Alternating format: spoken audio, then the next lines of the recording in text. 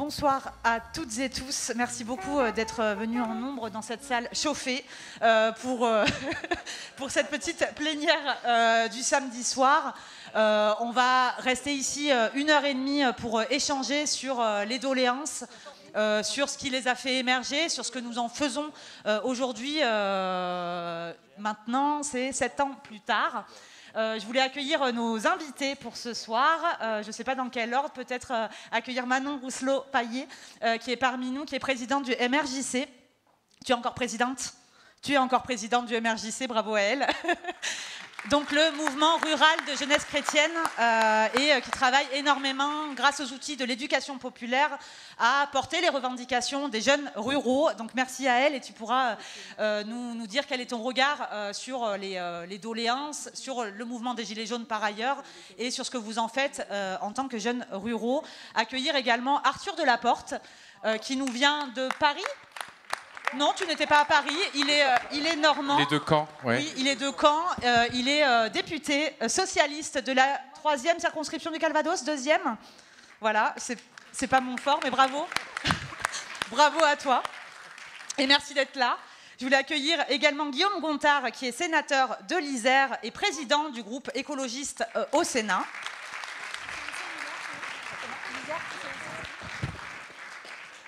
L'Isère qui est donc à côté de la Drôme, puisqu'on me demande globalement.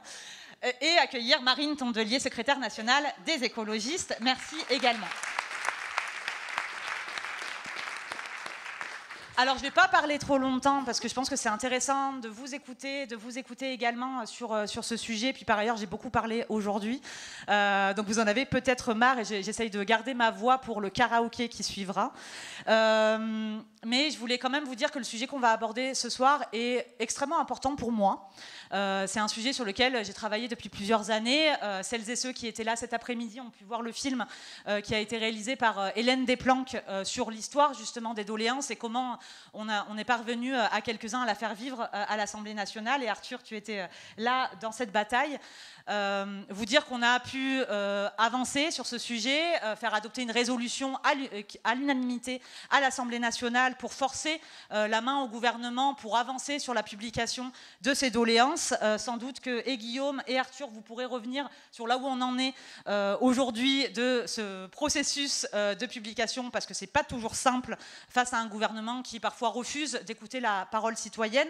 Vous dire que ce sujet, il est important pour moi, mais en fait, il est important, à mon sens, pour nous toutes et tous. C'est l'histoire d'une confiscation de la parole citoyenne, c'est l'histoire aussi de la fracture, tout doucement, de la confiance en la démocratie. Voilà, c'est l'histoire de la construction de la fracture démocratique dont je crois nous sommes toutes et tous victimes au plus haut point aujourd'hui, au vu de la crise institutionnelle dans laquelle nous sommes. Les doléances et le traitement qui a été fait aux doléances du grand débat national suite à la révolte des Gilets jaunes, ça fait suite à un référendum en 2005, il y a 20 ans maintenant, où on avait appelé les Françaises et les Français à s'exprimer, duquel on n'a pas tenu compte par la suite. Ça fait suite effectivement à la révolte des Gilets jaunes, à ce grand débat national dont finalement personne n'a rien fait et dont l'ensemble des doléances qui en ont émergé ont été archivées dans les archives départementales. Ça fait suite également à la Convention citoyenne pour le climat, où là encore on a ouvert une initiative innovante de démocratie et d'écoute citoyenne, suite à laquelle finalement aucune des promesses qui étaient portées au sein de cette convention citoyenne n'a été reprise. Ça fait suite également aux manifestations massives contre la réforme des retraites qui n'ont toujours pas été entendues, sauf si on a des nouvelles de l'Assemblée nationale, mais je crois qu'on n'est pas encore au bout des efforts pour faire écouter la parole citoyenne, là encore, sur ce sujet. Ça fait suite également à des élections législatives anticipées l'an passé, où un bloc est arrivé en tête des élections, et même cela n'a pas suffi à faire bouger la direction des politiques publiques qui étaient menées. Donc tout ça, ça crée du désespoir, ça crée beaucoup d'impuissance. Je voulais quand même vous dire un petit mot de l'importance de ces doléances avant de continuer l'animation de cette table ronde, pardon, mais pour en dire son contenu et la puissance de son contenu. Parce que les doléances du grand débat national, on peut se dire que c'est un truc assez anecdotique, assez symbolique, etc., au vu de l'ensemble des enjeux auxquels nous faisons face. Or, c'est quand même la plus grande consultation en expression libre de notre histoire depuis la Révolution française qui a été menée dans notre pays. C'est près de 2 millions de contributions citoyennes, souvent de gens qu'on n'écoute pas beaucoup dans les décisions publiques, et d'un sujet qui était absolument non imposé, c'est-à-dire que les sujets qui ont émergé au sein de ces doléances, ce n'était en aucun cas guidé par quiconque, et c'est vraiment les aspirations, les préoccupations des Françaises et des Français qui ont pu y être déposées. On y lit beaucoup de choses en matière de fracture démocratique qu'on vit aujourd'hui, que ce soit la revendication pour le RIC, bien évidemment, mais également pour l'abolition des privilèges dont on a pu parler un petit peu ces derniers mois. On y lit beaucoup de choses, bien sûr, sur la fracture sociale également, que ce soit en matière d'accès aux soins, de pouvoir d'achat, d'accès aux services publics et aux services essentiels. On y lit beaucoup d'un nous qui parle à un eux inaccessible. Il y a beaucoup de mentions des petits qui parlent aux grands. C'est les petits habitants des petites communes qui parlent à ceux qui font des grands discours dans les grandes villes. Et c'est ce qu'on lit beaucoup dans les doléances. On y lit finalement très peu de ce qui occupe 90% du débat politique et médiatique, c'est-à-dire que seulement 3 à 4% des doléances de 2018-2019 ne concernent les enjeux d'immigration ou d'insécurité. Et par ailleurs, même en matière écologique, on a souvent présenté le mouvement des Gilets jaunes comme un mouvement anti-écolo qui viendrait exprimer la colère des Françaises et des Français face au trop d'écologie et au trop de normes. En vérité, dans les doléances, on y retrouve beaucoup d'aspirations à de la justice environnementale, c'est-à-dire que le poids de la transition écologique soit également, équitablement réparti, et notamment qu'il pèse. Peut-être qu'on taxe un peu plus le kérosène des jets privés avant de taxer les ménages les plus précaires qui sont obligés d'aller en voiture, par exemple, au travail. Donc tout ça, c'est ce qu'on y lit. Je pense qu'on a beaucoup à en apprendre. Je pense qu'on a encore beaucoup à en apprendre 7 ans plus tard. Et avant de donner la parole à nos invités, je voulais passer la parole dans la salle pour vous faire réagir à une première question que je vais poser également à nos invités pour commencer cette table ronde. Une question à laquelle peut-être que vous voudrez seulement témoigner, vous, de votre expérience, de votre vécu de cette révolte des Gilets jaunes. Comment vous l'avez vécu? Comment vous l'avez-vous ressenti, ce mouvement-là? Mais également, qu'est-ce que vous en retenez 7 ans plus tard? Donc je voulais vous donner la parole en premier lieu avant de donner la parole à nos invités. Et il y a des micros qui vont circuler. Et donc, vous pouvez juste lever la main si vous souhaitez intervenir. C'est une sorte de réunion inversée, mais soft. D'habitude, c'est hardcore. Voilà. Il y a une main.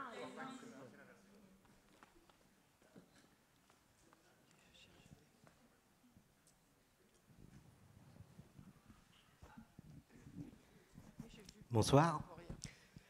Moi, j'avais une petite remarque à faire. On parle des Gilets jaunes. Mais bien avant, il y a eu Nuit debout. On était là. Et Nuit debout, il y avait aussi une thématique sur la démocratie. Mais j'ai essayé de suivre, j'ai écrit des choses. Mais je trouve que rien que cette thématique n'avait rien de démocratique. Je trouve qu'elle n'a pas été transparente. Et plus on va en haut, plus c'est obscur. Après les Gilets jaunes, moi je n'ai pas trop participé parce que j'étais un petit peu écœuré sur les mouvements, on va dire, populaires quelque part. Après, je ne connais pas réellement Nuit debout, l'aboutissement de Nuit debout ou même ce qui a déclenché Nuit debout, je n'ai pas envie d'en parler. Mais du côté populaire, je trouve qu'il y a beaucoup... c'est très obscur. Maintenant, pour ce qui est de ce qui est des gilets jaunes, je ne sais pas, j'ai pas trop participé, je ne peux pas en parler, mais je voulais juste témoigner d'une chose qui était antécédente.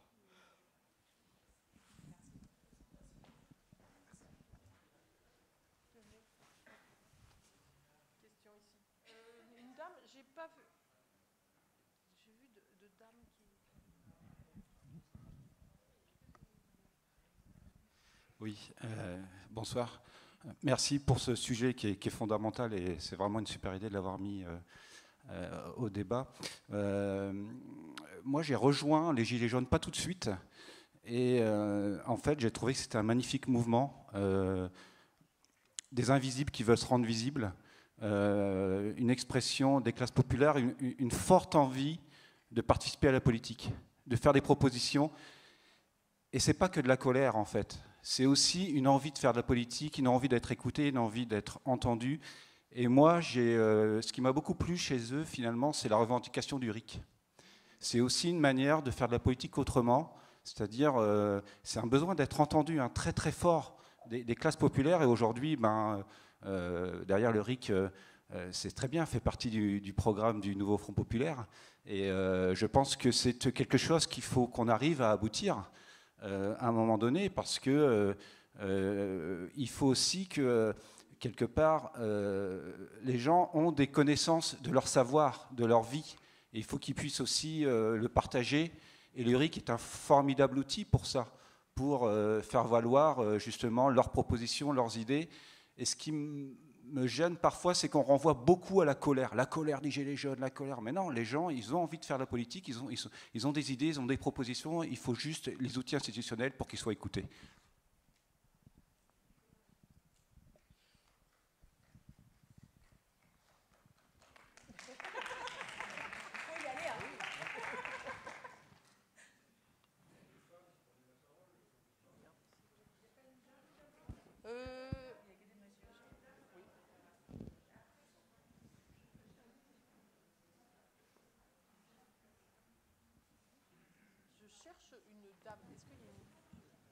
Sachant qu'il y a un temps d'échange maintenant, ensuite on pourra avoir un temps d'échange plus classique avec les invités, et puis bien évidemment qu'il y aura un temps de questions à la fin de la table ronde également. Bonsoir. Alors moi je viens plutôt de la grande ville, et c'est vrai que c'est plutôt un témoignage juste pour... quand j'ai appréhendé les Gilets jaunes, j'habitais à Paris, et c'est vrai que j'ai pas tout de suite compris le mouvement. Je me suis sentie assez dépassée, et au début je me demandais, parce qu'effectivement ce qui était véhiculé c'était plutôt la colère, et c'est vraiment un des éléments qui a été un premier déclic pour moi, où je me suis sentie concernée, pas concernée, mais vraiment où j'ai commencé à oser exprimer mes propres opinions sur tous ces sujets sociaux et écologiques qui finalement déboutaient de ces sujets-là. Et pour moi, ça a été vraiment le premier vecteur de mes engagements, même au sein de ma propre famille, où ce n'était pas forcément évident, de ces sujets, de ma volonté vraiment de faire bouger les lignes de ces côtés-là. Enfin, voilà, c'était juste un petit partage.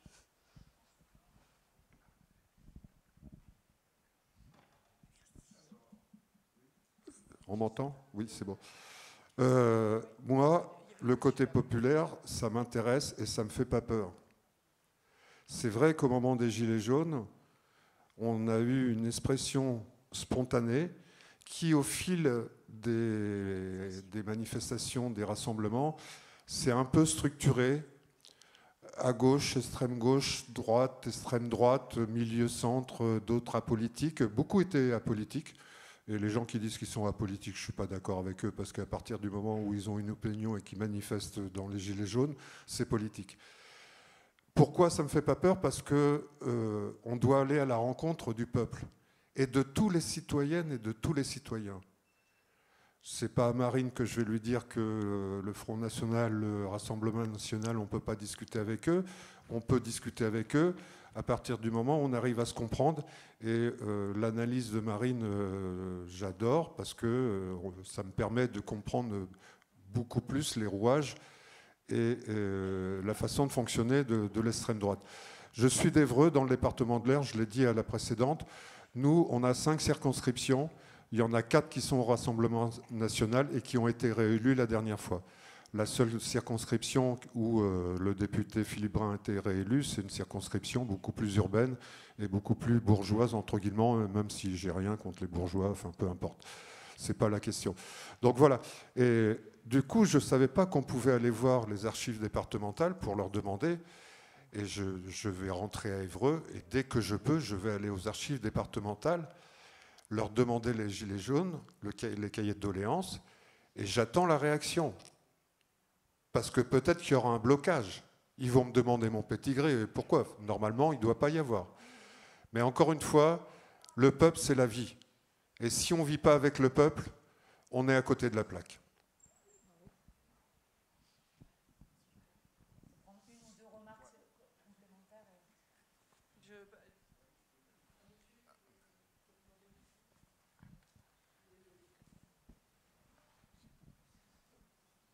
Est-ce qu'il y a une dame juste avant moi, peut-être?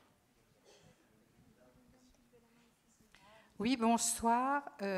Donc moi, je voulais dire que j'ai eu des hésitations avant d'aller vers des ronds-points, surtout que je ne suis pas trop souvent dans ma voiture, donc les ronds-points, je suis assez éloignée. Et donc, au départ, c'était un petit peu dans la caricature des gens qui étaient contre les écolos, et j'allais peut-être... bon, j'ai fait un petit effort parce que je me suis dit il faut absolument qu'on y soit. Il y a des gens qui sont en train de se manifester d'une façon ou d'une autre. C'est pas celle qu'on aurait attendue, mais on doit y être. Et donc, moi, j'ai eu une idée, peut-être pour me donner du courage. J'ai mis mon gilet jaune sortir du nucléaire. Et donc, je suis arrivée sur le rond-point à Lunéville avec le réseau, avec la grosse fleur dans le dos. Et alors, je leur ai dit, ils m'ont dit, qu'est-ce que tu fais avec ça? Je leur dis, il me semble que chacun pouvait venir avec son gilet jaune, et le mien, c'est celui-là. Celui que je porte tout le temps, c'est celui-là. Je dis, mais si vous voulez, j'en ai un autre avec des faucheurs d'OGM. Je peux aller le chercher dans la voiture. Et et puis finalement, on a commencé à discuter et je me suis retrouvée au début, j'étais un peu surprise parce qu'il y avait des mecs autour du rond-point et puis il y avait une tente derrière avec des personnes qui faisaient le café et c'était des dames. Et donc avec des petits gâteaux et du café. Et je me suis dit, mais merde, sur leur rond-point, c'est la même chose que chez eux, quoi. C'est un peu con. Et donc... c'est un rond-point de Lunéville, hein, c'était le plus gros du coin, donc voilà. Et donc, je me suis promis de revenir plusieurs fois et je suis allée plusieurs fois discuter avec les dames on a parlé de plein de choses, des dames qui n'étaient jamais sorties de chez elles avant et qui tenaient le rond-point, voilà.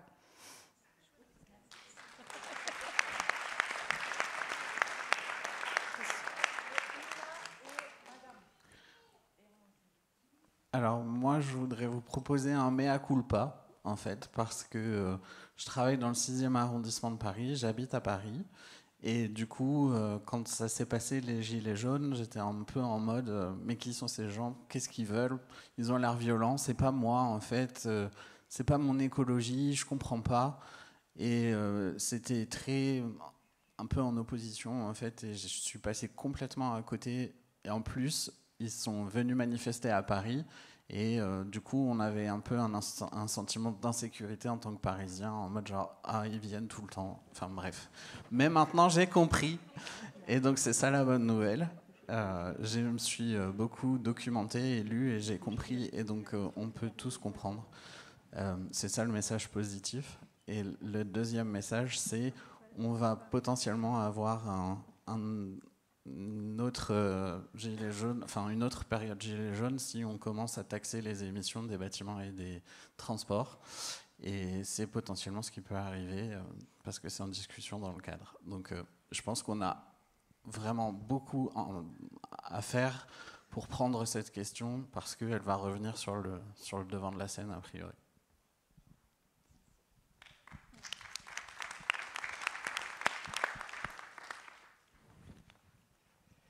Merci. Moi, je vais faire très court. Quand on parle des gilets jaunes, moi, ça m'évoque le problème de la représentativité. J'ai pas, pour diverses raisons, participé activement au mouvement des Gilets jaunes. J'ai suivi à travers les médias. Et très vite, me semble-t-il, est apparu le problème du porte-parole. Je pense qu'il ne vous a pas échappé qu'il y a eu des personnes qui se sont mises en avant, qui ont été poussées en avant pour parler au nom des autres, et puis ça ne leur a pas forcément bien réussi. Je pense à une jeune femme de Louviers en particulier, dont j'ai oublié le nom, qui était... Oui, voilà, Ingrid Levavasseur, et qui était... voilà, j'aimais beaucoup sa façon d'approcher les choses, bref, peu importe. Et je fais une transposition avec ce qui se passe aujourd'hui dans notre mouvement et de façon plus générale. Je pense que c'est important d'avoir une figure forte qui représente un mouvement, parce que sinon, comme les Gilets jaunes, quand il n'y a pas de figure forte, il ne se passe plus rien derrière, et à un moment donné, ça s'étouffe et ça s'écroule. Et certaines personnes contestent le fait qu'on puisse avoir des figures fortes, mais moi, ça me semble être nécessaire. Une figure forte qui représente un mouvement, mais qui porte la parole de ces militants, de façon à ce qu'on ne s'éteigne pas à petit feu, comme l'a fait le mouvement des Gilets jaunes. Voilà. Merci beaucoup pour tous vos témoignages. Et on va peut-être... ou bien, comment... Vous avez des micros ? Ok. Je vais effectivement redonner la parole à nos invités. Peut-être pas rebondir exactement sur votre dernière parole, madame, parce que sinon on irait dans un débat de congrès qui se joue un petit peu différemment. Mais par contre, moi j'étais intéressée quand même d'avoir vos retours aux uns et aux autres sur les manières dont vous avez vécu, vous, la révolte des Gilets jaunes au moment où elle est advenue. Alors ça a duré plusieurs mois. Et qu'est-ce que vous en gardez 7 ans plus tard? Et peut-être que je peux adresser la première question à Marine. Si tu as un micro. J'ai un micro. Et derrière, comme ça vous êtes prévenus, je passerai la parole à Arthur, puis à Manon. Ça marche. Déjà, merci à toutes et tous. Je vois que le concept des réunions inversées, ça y est, se propage dans tous nos événements. J'en suis très heureuse. Et ça donne toujours des moments précieux et chaleureux d'échange avec la salle. Alors moi, mon week-end de lancement des Gilets jaunes était très spécifique, puisque, voyez-vous, je devais accoucher ce week-end-là, et que c'était notre premier enfant, et que du coup, mon mec était en mode « on n'arrivera jamais à la maternité ». C'était ça, le délire du week-end des Gilets jaunes, qui, à Hénin-Beaumont, comme vous l'imaginez, était très intense, sachant que pour une ville de 27 000 habitants, nous avons 3 entrées d'autoroute, et que les 3 entrées d'autoroute étaient bloquées. Et finalement, j'ai pas du tout accouché ce jour-là, j'ai accouché 5 jours après, donc pendant 5 jours, tous les jours, j'ai dû aller à la maternité faire les monitorings, et c'était un parcours de combattant.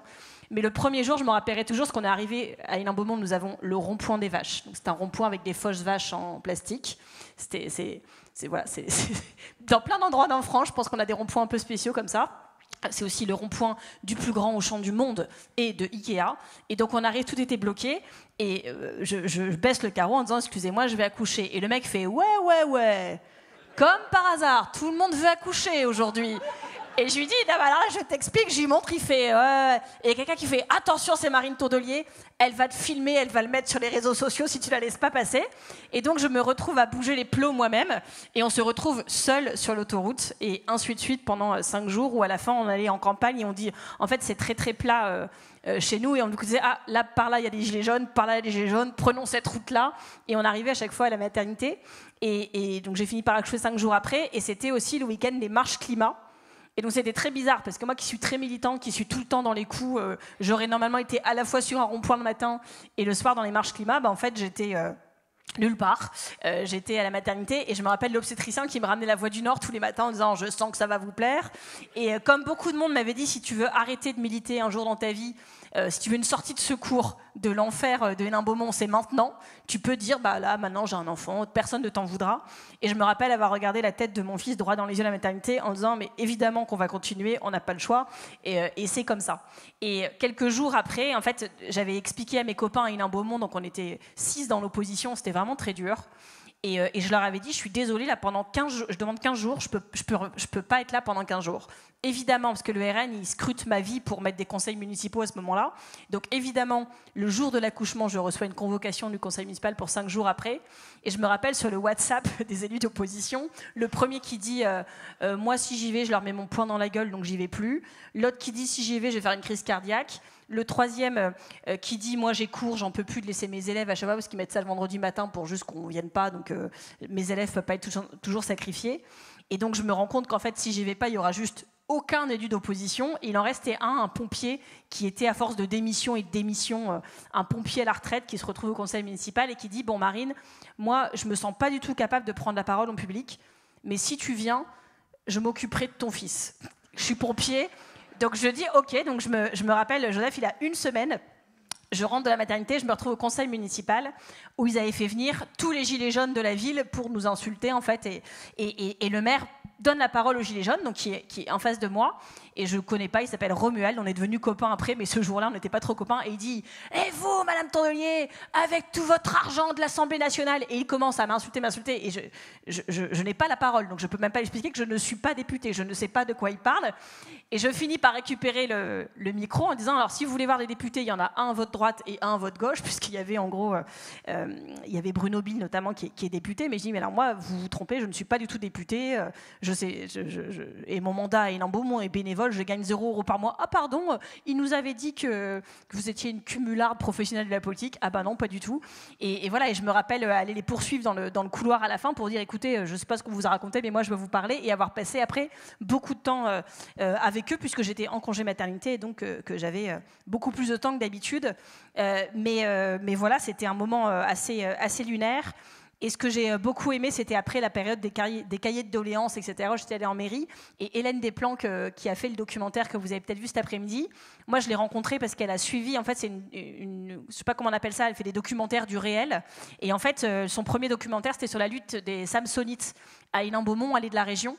Et un jour elle me dit Marine, je reviens à Hénin, je présente une pièce, donc c'est une pièce dans un quartier, on est au pied des HLM, des tours HLM d'Hénin, et elle a installé, je sais pas, il y avait 30 chaises, on était 15, et elle joue en fait une pièce sur les cahiers de doléances, où elle avait imprimé dans des petits cahiers d'école, elle avait découpé des messages de cahiers de doléances qu'elle avait collés dans les cahiers d'école et qu'on devait lire, et elle répondait, enfin, c'était une pièce brillante, émouvante, et j'étais aussi avec mon fils qui découvrait ses premières pièces de théâtre, et là elle m'a dit, je me passionne pour ce sujet, et je vais faire le documentaire, et j'avais présenté après, j'avais dit, on a une parlementaire, elle est à fond, donc j'avais présenté à Marie, et ça a donné le documentaire que vous avez vu tout à l'heure.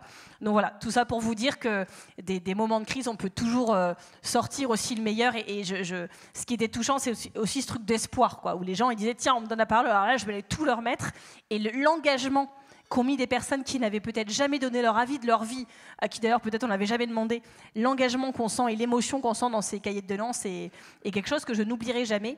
Et donc je remercie celles et ceux qui à l'Assemblée nationale se battent pour que cette idée-là ne meure pas, et pour rappeler qu'en fait il n'y a rien de pire dans la vie que de dire aux gens je vais vous donner la parole, mais en fait, qui se bouchent les oreilles au moment où les gens commencent à prendre la parole. Et les promesses qui ont été faites de on va tout publier, on va en faire plein de choses, et pour que ça finisse dans des sous-sols de bâtiments d'archives des sous-préfectures, c'est quand même le symbole est pire que tout. Donc voilà, je sais quand on a proposé avec le parti en début d'année de faire un référendum, puisque Macron, vous avez vu, le 31 décembre, comme si ses conseillers s'étaient concertés l'après-midi en disant bon, on n'a rien à dire, on n'a qu'à dire qu'on fait un référendum. Donc Emmanuel Macron, le 31 décembre, annonce qu'il va faire des référendums, et vous voyez dans le vide dans ses yeux qu'il ne sait pas encore sur quoi, mais qu'il fallait trouver un truc à dire ce soir-là. Et donc nous, chez les écolos, on avait fait une communication en janvier pour dire ton référendum, fais-le sur la 6ème République, fais-le sur une constituante. Et l'avantage, si on avait lancé ça en janvier, c'est qu'on avait le temps en fait de changer nos institutions avant l'élection de 2027. Et là, ça changeait tout. Et je sais que quand on avait réfléchi à ça, moi j'avais un petit doute en disant mais il y a tellement de sujets du quotidien direct des Français, est-ce que ça va leur parler qu'on fasse un référendum sur des trucs institutionnels? Est-ce qu'ils vont pas se dire, ça c'est encore une idée de politique, qui croit que tout le monde s'intéresse au même truc qu'eux? Et je me suis rappelé que sur les ronds-points, les gilets jaunes discutaient du RIC, ça a été rappelé dans la première intervention, que dans les manifs retraites, on discutait du 49.3, que chez Nuit debout, moi je me rappelle, il y avait des Verts allemands qui étaient venus, vraiment c'était le président du groupe écolo au Parlement des Verts allemands, et qui débarque à Paris Paris, il était 3 jours en déplacement de travail, et on m'appelle en disant il veut à tout prix, il a entendu parler de Nuit debout, il veut aller voir Place de la République, il faut quelqu'un pour lui présenter les choses. Et donc je me ramène avec le vert allemand, qui est vert mais qui est aussi allemand, et donc qui voit le truc, qui ne comprend rien à ce qui se passe. Qu'est-ce que c'est que ce truc de punk, et avec des gens par terre en groupe de travail. Et donc il me dit mais ça par exemple, qu'est-ce qu'ils font ceux là-bas? Donc je m'approche, je dis qu'est-ce que vous faites? Et donc je dis bah là ils réécrivent une nouvelle constitution. Et donc il y avait 15 mecs assis en rond Place de la République qui écrivaient la constitution. Donc il me dit ils écrivent la constitution par terre? Et je dis oui bah c'est la Place de la République, on te présente, il se passe des choses tous les jours.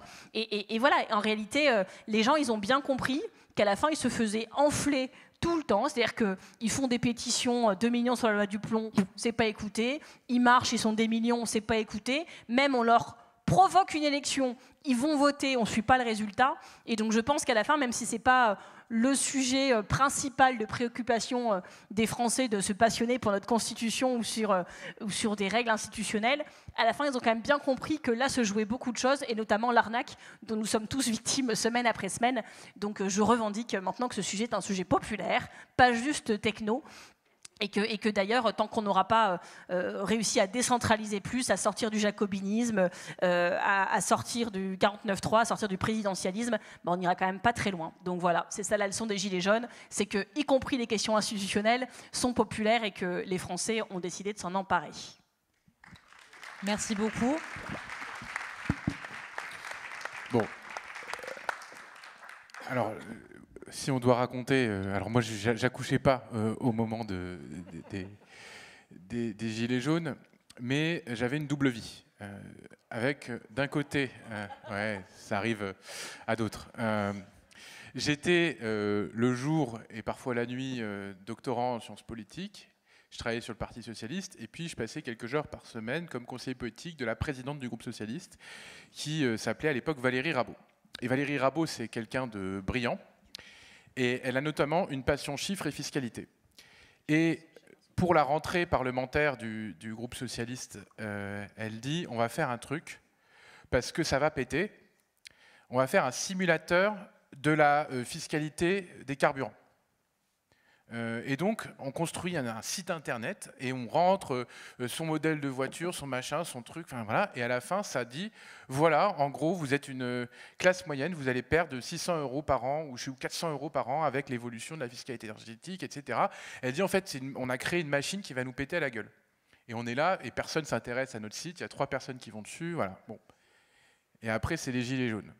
Et donc là, il y a des gros débats, même à cette époque-là, dans le groupe socialiste, parce qu'on en a toujours qui disent « mais attends, c'est important, la fiscalité carburant, parce que en effet, ça pollue, machin, donc il faut désinciter à prendre des véhicules polluants ». Et Valérie dit « mais en fait, c'est pas tenable pour les classes moyennes ». Voilà. Et donc, il y a vraiment des gros débats.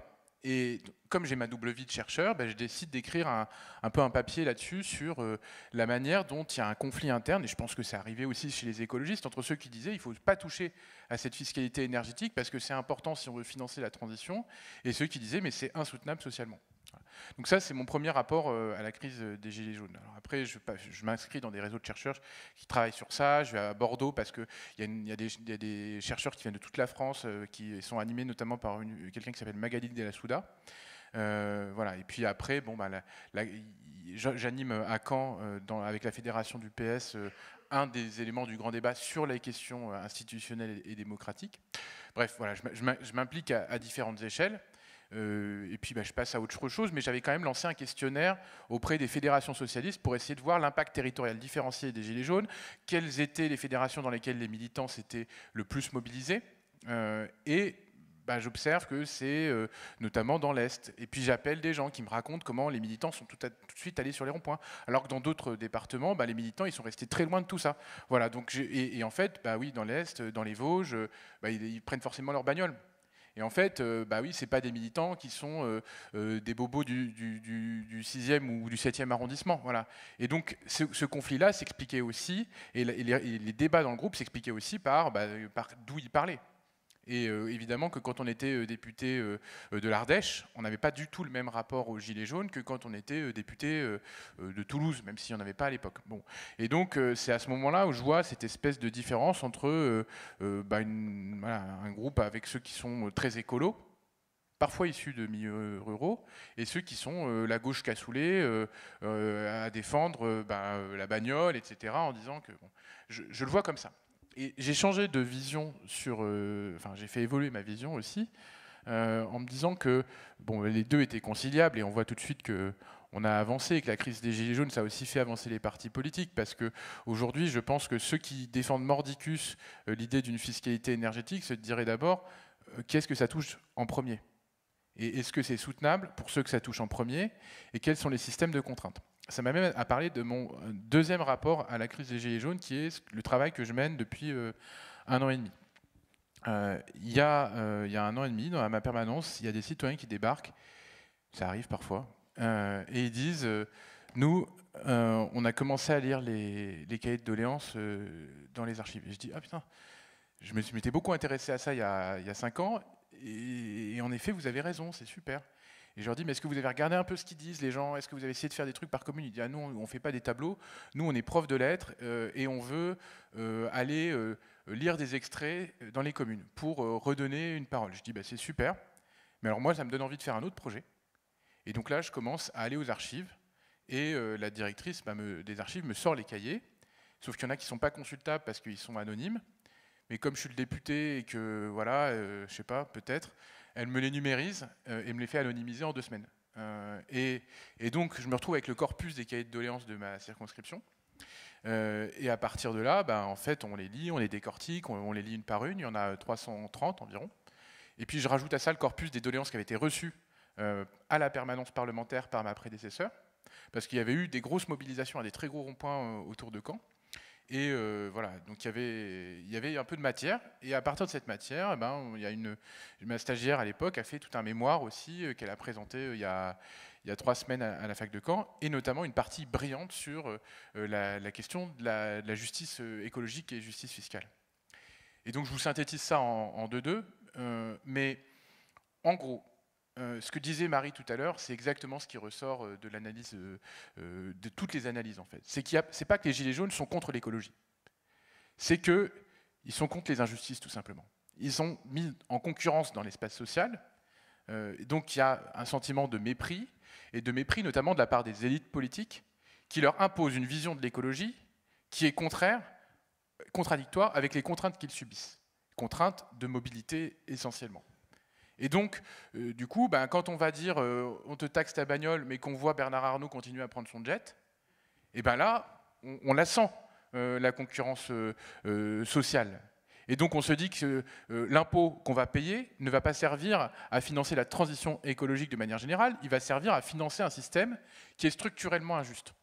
Et donc, voilà, en fait, ce qui permet, à mon sens, de réconcilier à la fois une vision socialiste ou sociale du monde, c'est-à-dire qu'on est dans un système de classe, et une vision écologiste du monde où on va d'abord penser, comme ce sont les élites qui font des règles, en fait des règles qui exemptent les plus fortunés d'avoir à payer le coût véritable de la transition écologique, sans prendre en compte un système de contraintes qui pèse d'abord sur les catégories populaires. Voilà un peu pour faire la synthèse de cette partie du mémoire, mais ça se retrouve, je pourrais vous lire les extraits, de façon très concrète. C'est-à-dire qu'il n'y a pas d'hostilité de principe à la nécessité d'engager la transition écologique. C'est très important de le comprendre. Et en fait, si on lit le détail des propositions, il y a beaucoup de propositions des Gilets jaunes qui sont, ou des Gilets jaunes, ou plutôt précisément de ceux qui ont rempli les cahiers de doléances, qui sont relatives à la question de la justice fiscale. Mais, du coup, comme le premier vecteur de déclenchement, c'est à la fois cette question de l'augmentation de la fiscalité des carburants et les 80 km/h qui arrivaient en même temps, on se sent brimé dans ses mobilités, on se sent méprisé et humilié. Et donc, voilà, je pense qu'il faut d'abord réussir à comprendre comment on fait des normes qui ne sont pas des normes d'humiliation et qui font ressentir un sentiment de rejet général des élites, et Marine le racontait à l'instant, des élites, quelles qu'elles soient.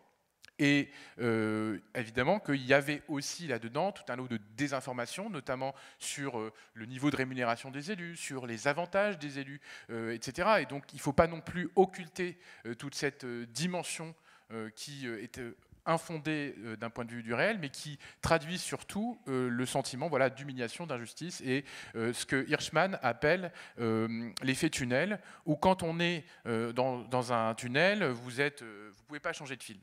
Vous êtes sur votre fil, et vous voyez la file d'à côté de vous qui commence à avancer. Vous dites « Ah, c'est super, la mienne va repartir ». Puis en fait, la file d'à côté, elle continue à avancer, et vous restez bloqué. Et bien là, vous passez d'une acceptation des inégalités à une frustration très forte, et à un moment, vous pétez un câble. Voilà. Et je pense que c'est aussi ça que ce moment des Gilets jaunes a révélé. C'est le moment où, en fait, il y a un collectif qui se dit on n'accepte plus ces inégalités. Et voilà, donc, voilà comment aujourd'hui je l'analyse, après avoir commencé par essayer de voir ce que ça faisait à l'organisation politique et la manière dont l'organisation politique réagissait de façon différenciée aux problématiques en fait, soulevées par la crise des Gilets jaunes. Voilà.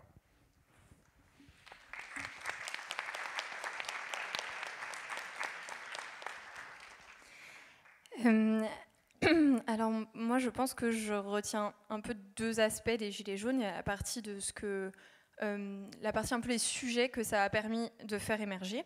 Moi du coup je suis présidente d'un mouvement de jeunesse rurale, donc à partir de différentes fenêtres sur les enjeux de ruralité, ça a été quand même très fort, notamment le fait qu'on se prenne le sujet de la voiture comme en fait un quasi-outil de travail pour beaucoup de gens, qui, avec ce que ça impliquait de dépendance, on en a beaucoup parlé, mais aussi ce que ça implique quand un des soucis principaux qu'on a dans la vie, c'est de se dire faites que j'ai pas un problème avec la voiture parce que financièrement je vais pas pouvoir gérer, donc il faut qu'on réussisse à passer l'année sans qu'il y ait un truc de panne, quelque chose qui nécessite d'aller chez le garagiste, etc. Donc derrière, quand on a en effet une taxe qui arrive et qui vient activer cette peur-là, forcément ça génère quelque chose.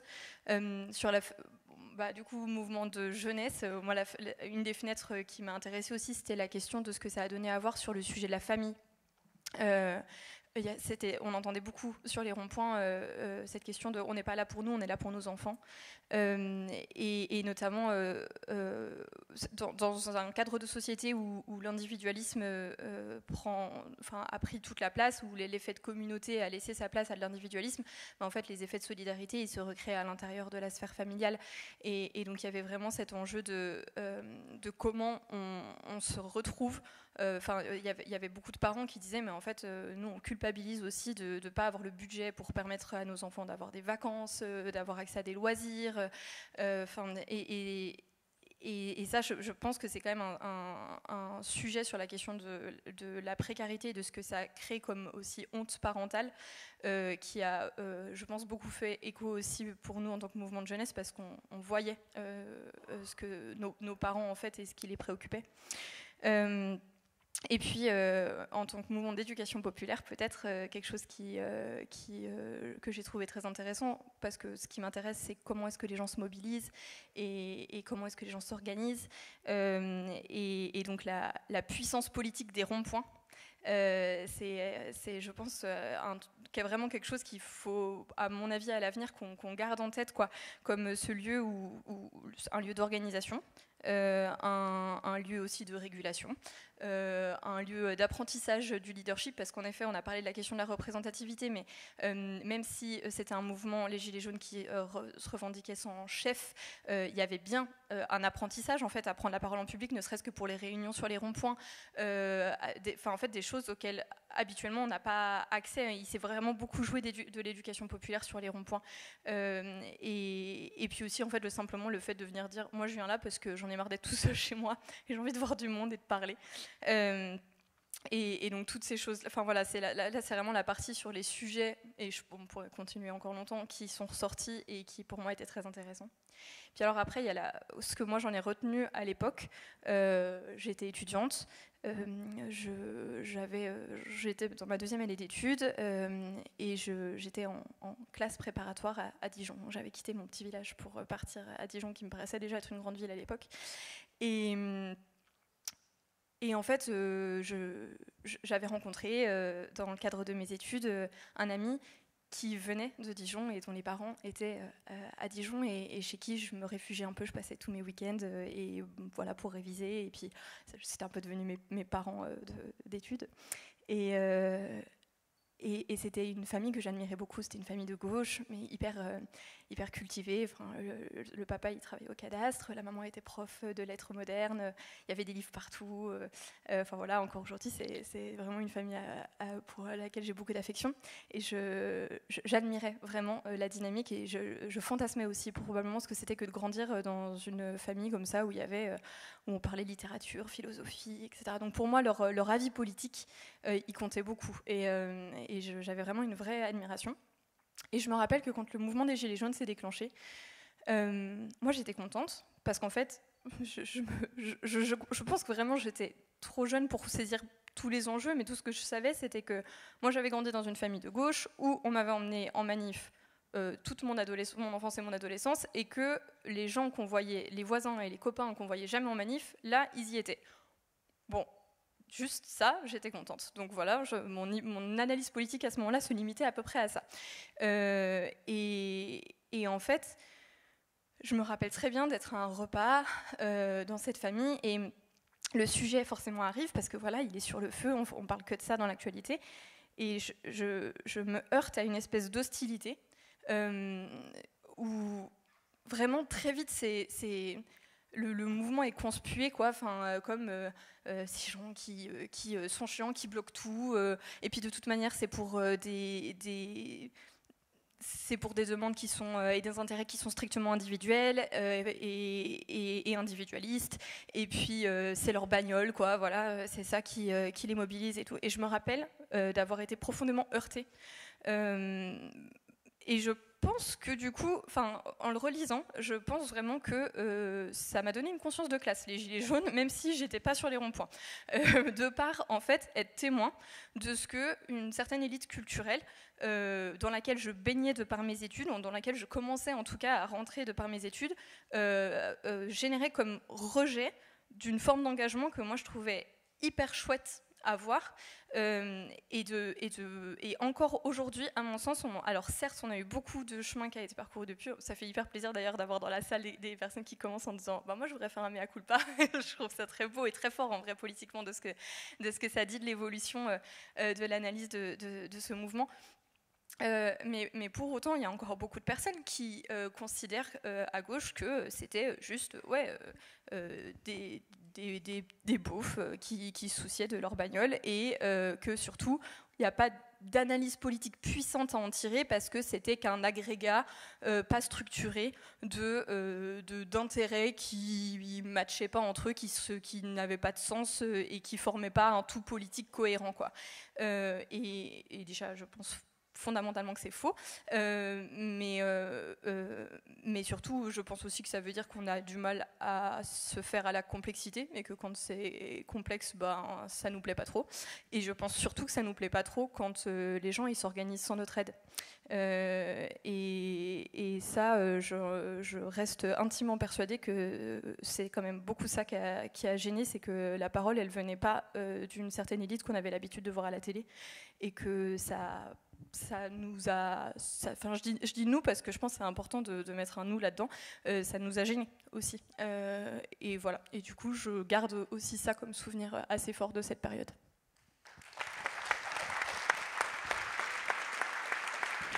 Merci beaucoup.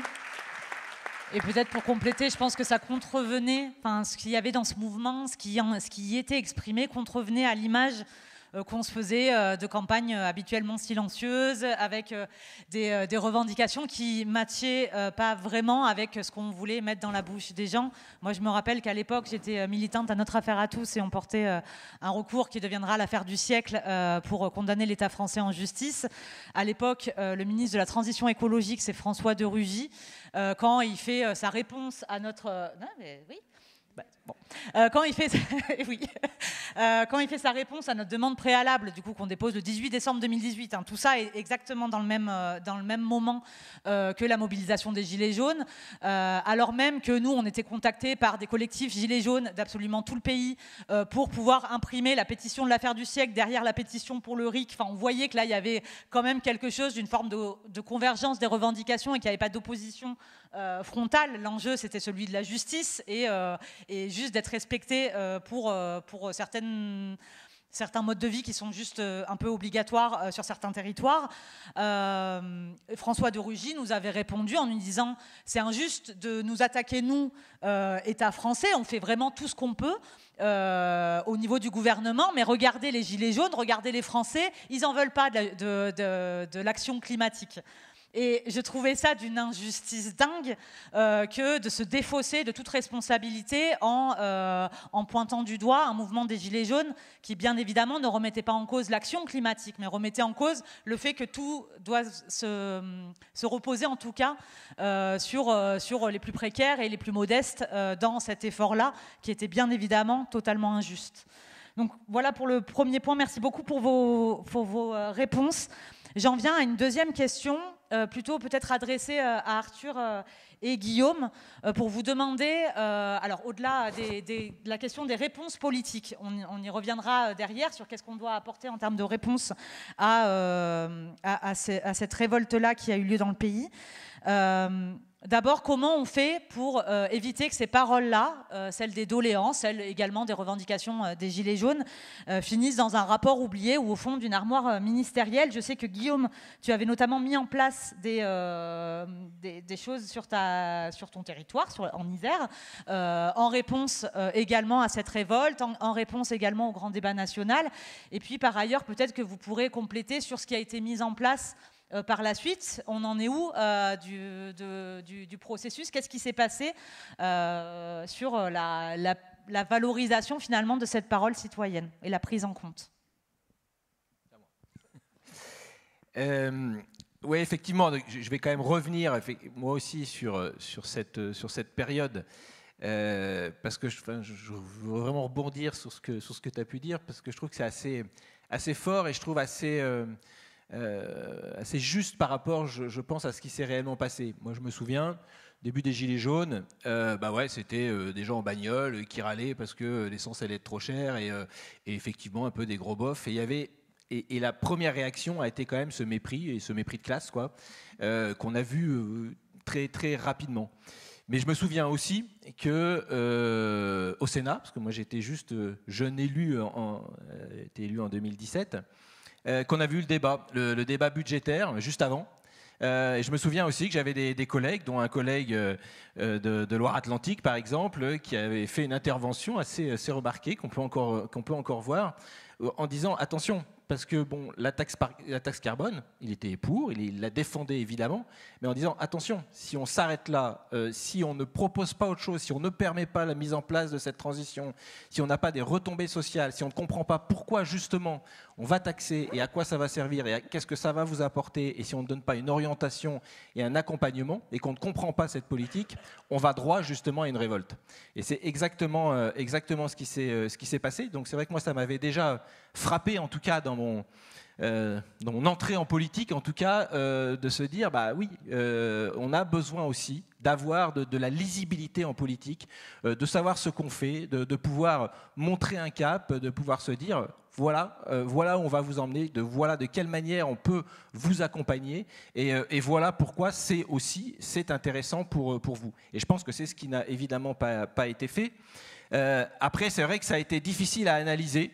Moi, j'ai plusieurs éléments. Moi, tout au début, je me suis dit, bon, je vais essayer dans mon département, je vais aller voir ce qui se passe, en fait. Je vais essayer de comprendre. C'est vrai que, pareil, aller sur un rond-point. Je me rappelle du premier rond-point, c'était plutôt dans le Nord-Isère, à côté de Lyon. Et le premier rond-point, c'était marqué 348 sénateurs, 348 de trop.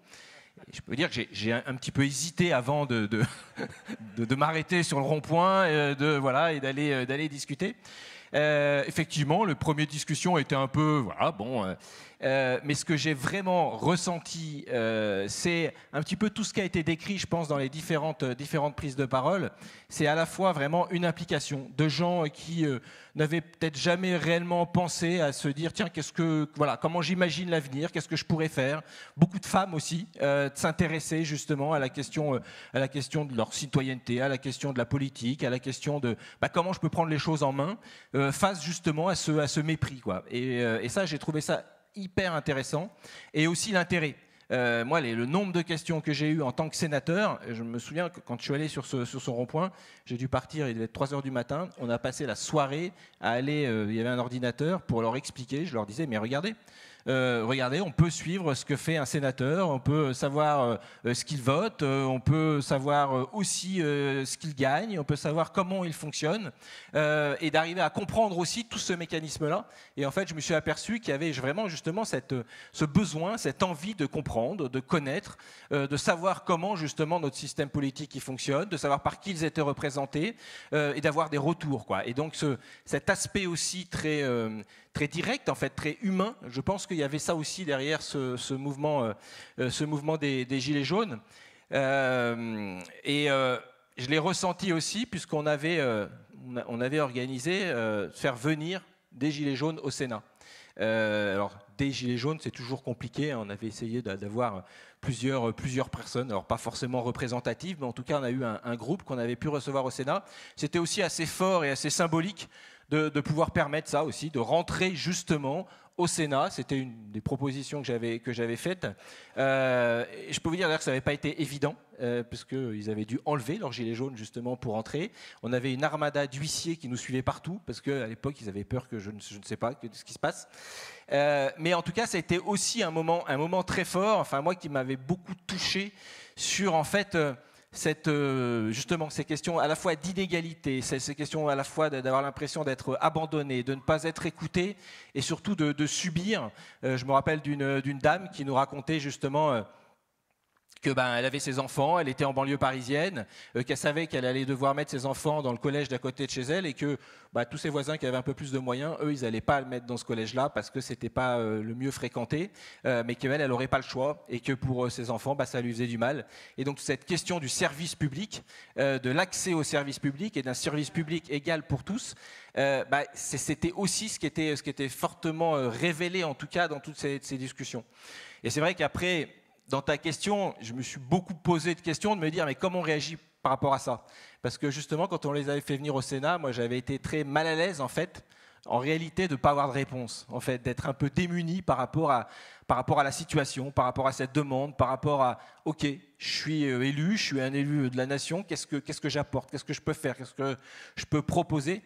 Et du coup, je me suis dit au niveau du département, on va aller à la rencontre. On va essayer d'aller à la rencontre. On avait organisé ce qu'on a appelé le Tour d'Isère, d'une dizaine de dates, à la fois sur les ronds-points, à la fois sur des rencontres qui étaient organisées, pour essayer de dire, déjà, voilà, on va écouter, on va essayer de travailler ensemble. Et ce qui m'a beaucoup frappé dans l'ensemble de ces rencontres, parce qu'au début c'était un peu parti comme ça, c'est qu'en réalité, justement, les vraies discussions, elles étaient sur des sujets éminemment écologistes, sur les questions de transition, les sujets de mobilité, justement, comment on se déplace, de quelle manière on se déplace, la question d'avoir un transport en commun, comment je suis moins dépendant de ma voiture qui me coûte 6 000 € par mois, par an plutôt. Non, c'est 6 000 € par an. Oui, moi, c'est 6 000 € par an. Et je relisais, puisqu'on avait fait un petit document en fait du Tour d'Isère et de ce qu'on avait pu ressortir en faisant une synthèse. Et en fait, les sujets qui ressortent, c'est les questions de mobilité, c'était les questions d'alimentation et d'agriculture, comment on a accès à une alimentation saine, comment on permet de se nourrir, les questions de démocratie et de démocratie participative, comment on peut prendre la main, comment on peut agir justement sur notre territoire. Et donc c'est tous ces sujets-là en fait qui ressortaient de ces discussions. Donc c'est quelque chose aussi qui m'a frappé. Et la deuxième étape, c'est de se dire qu'est-ce qu'on peut proposer, qu'est-ce qu'on peut faire. Moi, j'avais pas à l'échelle départementale. Et donc, on a proposé tout simplement un collège citoyen, de dire ceux qui souhaitent participer, qui souhaitent venir, on peut travailler ensemble et on peut vous faire participer à un travail sur le travail législatif. Et donc, on avait proposé 3 thèmes, un sur l'habitat, un sur le revenu universel et les monnaies locales, et puis un sur la démocratie, justement. Et celui sur la démocratie, on a eu, c'était donc une 50aine de personnes qu'on a animées, et c'est des travaux qu'on a animés pendant plus d'1 an, dont certains et certaines qui venaient justement issus des Gilets jaunes, pas que, mais qui ont participé à ce travail, et pour arriver justement à une proposition de loi, donner un nouveau souffle démocratique qu'on a pu déposer. C'est 22 articles qui ont été travaillés, et l'engagement, il était assez clair, c'était de dire, on travaille ensemble, on avance ensemble, moi je vous fais totalement confiance, et on arrivera justement à cette proposition de loi que je déposerai, qui servira, évidemment, je savais très bien que cette proposition de loi elle ne serait pas débattue dans une niche parce que c'était à la fois trop important, mais par contre ça servira aussi à des amendements sur certains textes, et puis aussi ça servira à comprendre aussi ce travail législatif. Et donc c'est tout ce qu'on a mis en place jusqu'à la proposition de loi, jusqu'à utiliser justement des amendements, que ce soit dans la loi 3DS qu'on a eue, sur la loi statut de l'élu.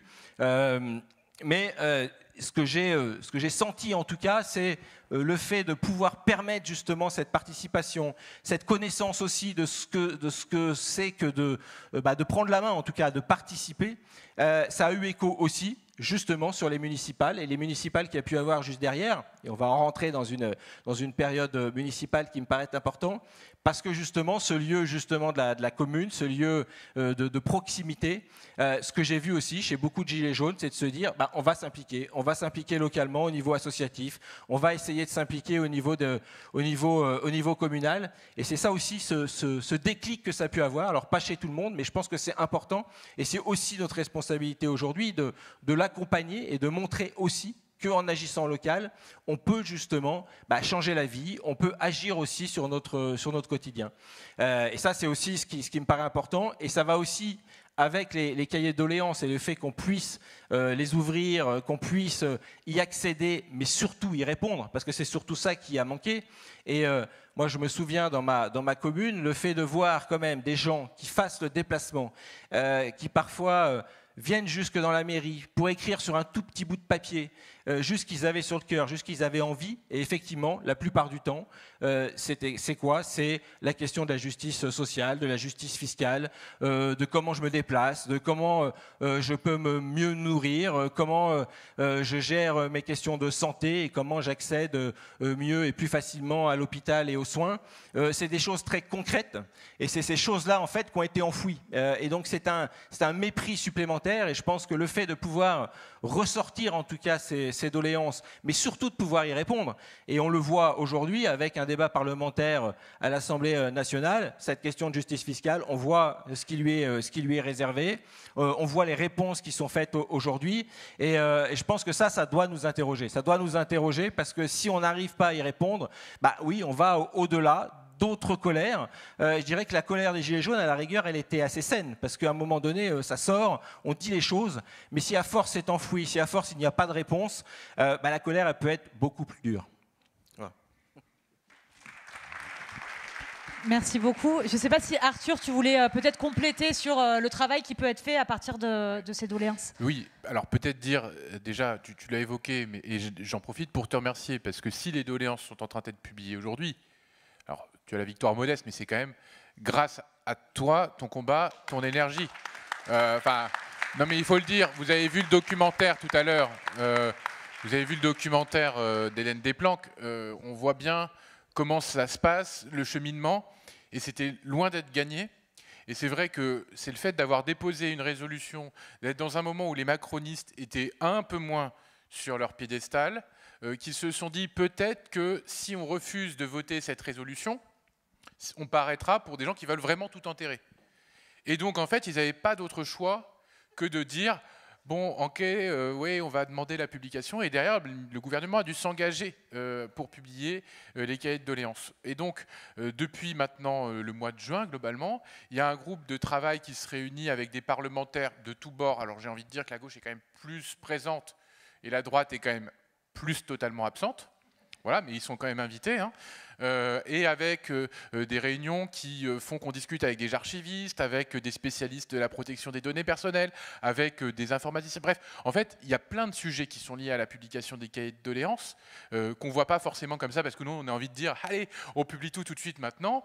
Mais voilà, ça pose quelques contraintes techniques. Et derrière, l'idée, c'est que cette publication, ça ne soit pas simplement une publication sèche, mais qu'elle s'accompagne aussi de tout un travail de recherche, de tout un travail d'appropriation citoyenne. Voilà, donc c'est sur ça qu'on travaille en ce moment. Et donc, enfin voilà, évidemment, Marie est la plus assidue de tous. Mais voilà, c'est, je crois, pour le coup, quelque chose qui a failli s'arrêter avec la démission de Bayrou, enfin le départ de Bayrou, moi je ne sais plus comment, le renversement de Bayrou, enfin voilà. Et on a fait un communiqué de presse en disant mais on vient de recevoir le saut sur parachute, voilà, François Bayrou, la falaise et tout ça, et on a fait un communiqué de presse qui disait c'est scandaleux d'annuler le groupe de travail. Et dans les 2 jours, le conseiller parlementaire du Premier ministre se disait « Oulala, attention !» Il nous rappelait, il disait « Non, non, mais c'est une interprétation extensive de la période de la gestion ordinaire, je ne sais pas quoi, enfin voilà, des affaires courantes.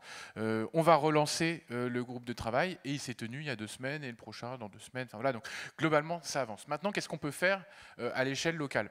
Bon, moi, par exemple, à partir de tout le travail que j'ai évoqué tout à l'heure, j'ai organisé des réunions publiques. Et j'ai lancé une enquête, donc par mail aux abonnés à ma newsletter, et aussi que je suis allé passer en porte-à-porte sur qu'est-ce que c'est que les doléances aujourd'hui, quelles sont vos revendications, comment ça a évolué.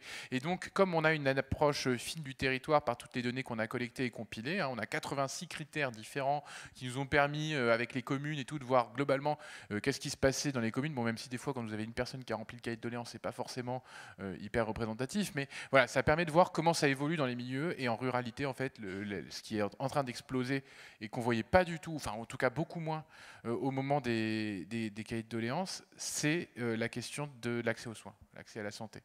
Et donc ça traduit voilà, la manière dont l'accès aux soins, c'est une problématique qui est croissante et sensible parce qu'en l'espace de 5 ans, voilà, ça a été multiplié par 10 le taux d'incidence sur la problématique de la santé. On observe aussi, et il faut le dire, une évolution sur les rapports aux migrations.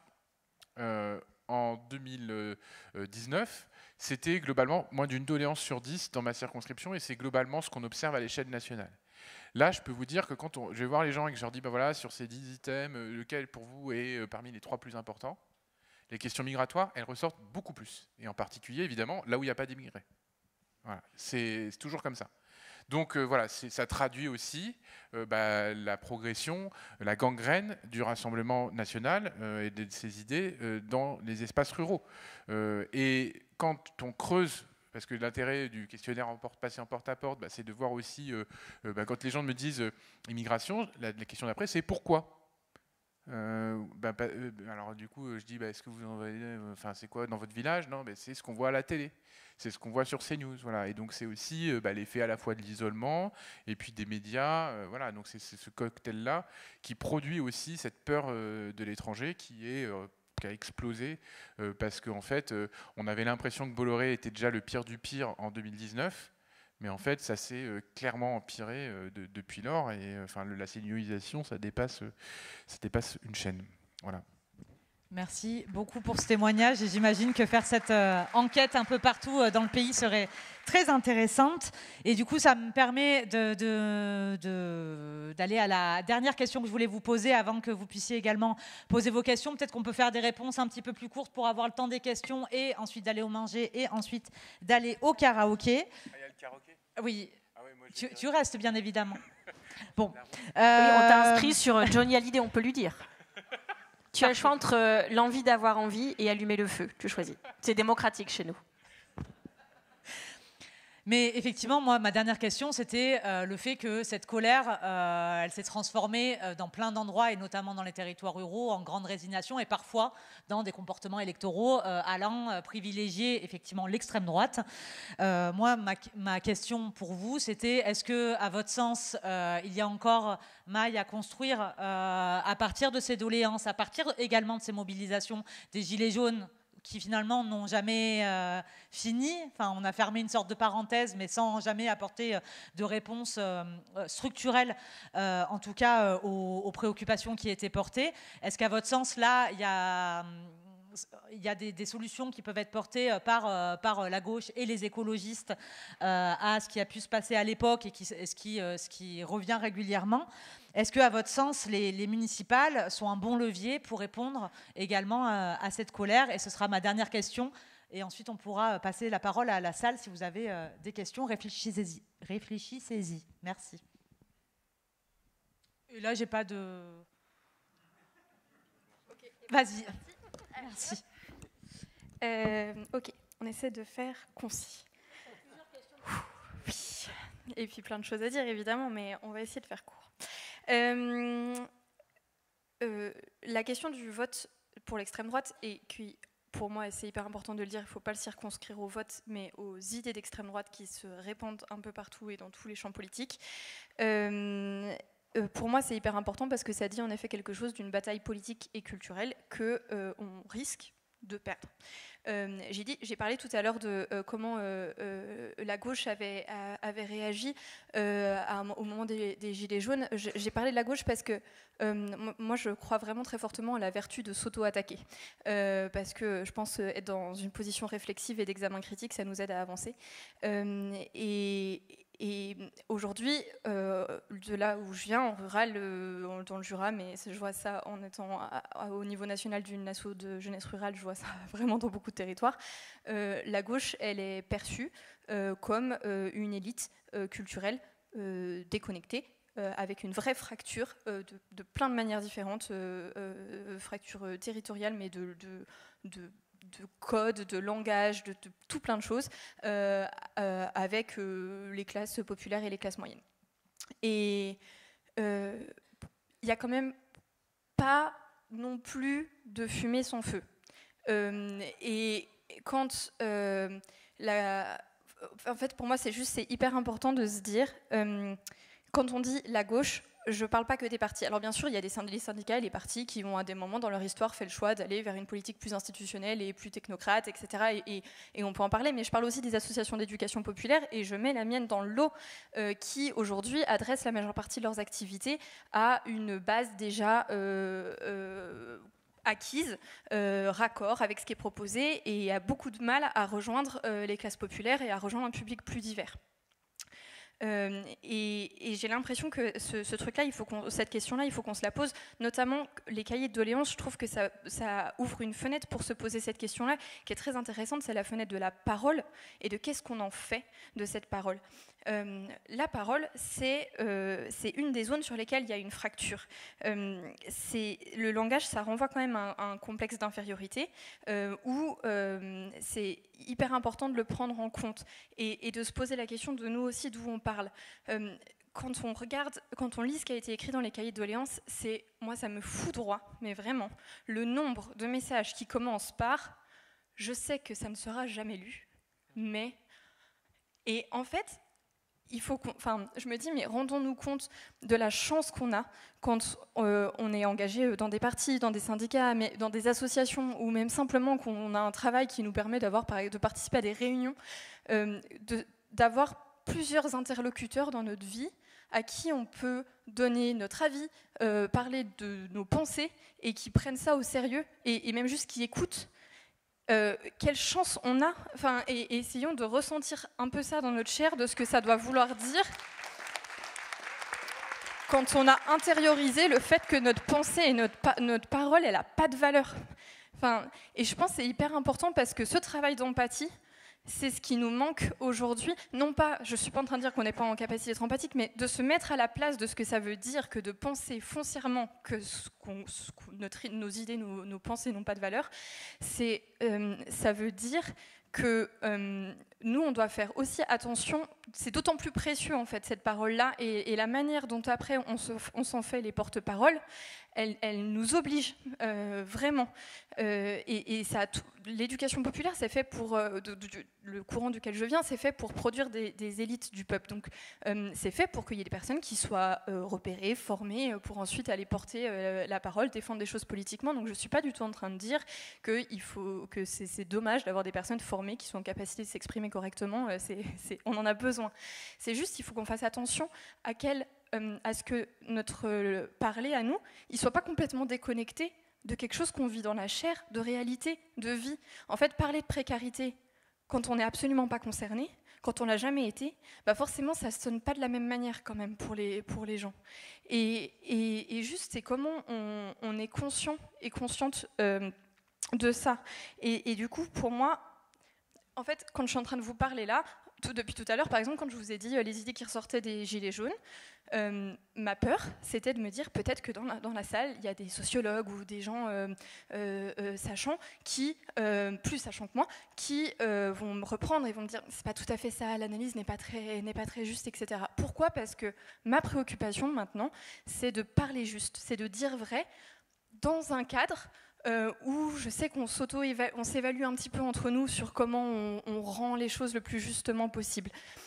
Et juste le piège de ça, de cette pureté morale, c'est qu'à un moment, on se parle que entre nous, et on se valide que entre nous, et on se soucie seulement de savoir si notre parole, elle a un impact entre nous, et pas auprès des personnes qu'on est censé représenter et qu'on est censé défendre. Et c'est ça, pour moi, c'est le piège qu'il faut qu'on évite absolument et auquel il faut qu'on fasse très très attention. Et ça passe... Merci.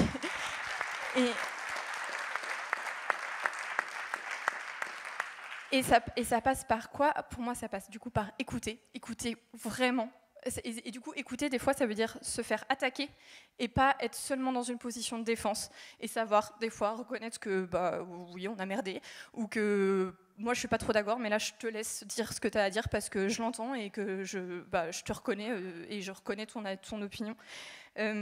Ça veut dire aussi laisser la place à des personnalités qui font des ponts. Je sais qu'il y a Démocratiser la politique qui intervenait aujourd'hui, j'étais pas là et je sais pas ce qui s'est dit, mais cette question de laisser la place dans les partis, dans les assos, etc., pour les personnes qui viennent du terrain, qui viennent des classes populaires, pour que les gens se sentent représentés aussi par des personnes qui leur ressemblent, ça me semble fondamental et c'est ce qui nous manque aussi beaucoup aujourd'hui. Et puis, il faut qu'on arrête de penser que les gens, ils nous ont attendus pour se mettre à agir, qu'ils ont besoin de nous. En fait, ils y arrivent très bien eux-mêmes et du coup, nous, on doit juste se mettre au service de ça. Et puis enfin, reconnecter les récits à des expériences vécues. En fait, c'est... à quoi je pense quand je dis ça, tu parlais juste de la place du soin, de la question du soin dans les préoccupations. Et comment, plutôt que de dire oui, mais le service public, l'hôpital public, etc., que nous, on conscientise, on voit les chiffres, on voit les données, etc., comment on parle de ma mère, elle a eu un cancer, elle est guérie parce que on est dans un pays où on a accès à l'hôpital public parce qu'elle a eu des personnes qui ont pu la soigner, parce qu'il y a des moyens qui sont mis en place dans ce pays pour que ce soit le cas, et ça c'est en danger. Et en fait, comment on arrive à mobiliser des expériences de vie et de vécu pour pas juste faire les porte-paroles, mais être nous aussi en capacité de nous engager intimement dans cette discussion qui certes est politique, mais le politique c'est aussi le personnel et l'affect et l'intime, quoi.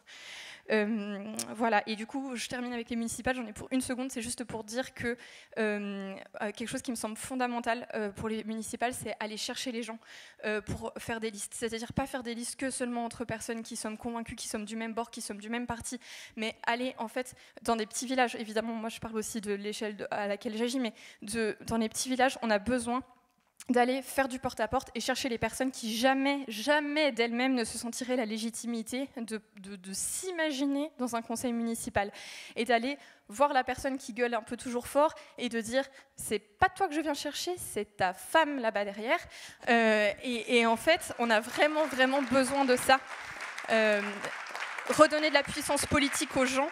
C'est ce qui me semble le plus fondamental. Voilà. Et je termine en faisant aussi de la pub pour le livre de Loumir Laprès qui s'appelle Ces gens-là et qui, pour moi, dans le titre, dit beaucoup de la manière dont parfois on a tendance à parler des classes populaires et qui, je crois, est disponible. Voilà, merci.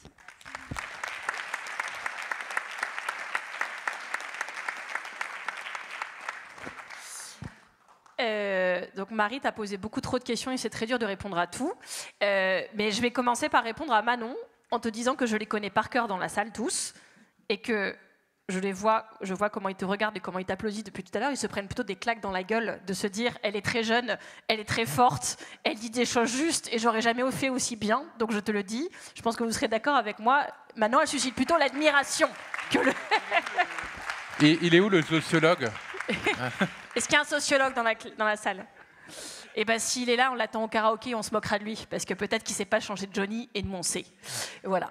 Non, mais donc vraiment, très sincèrement, bluffante et très admirative de ce que tu dis, de où ça vient, et surtout, moi, je suis sensible aux gens qui parlent de là plus que de là, et toi, tu parles des deux en même temps, donc voilà, tous les domaines sont remplis et c'est parfait.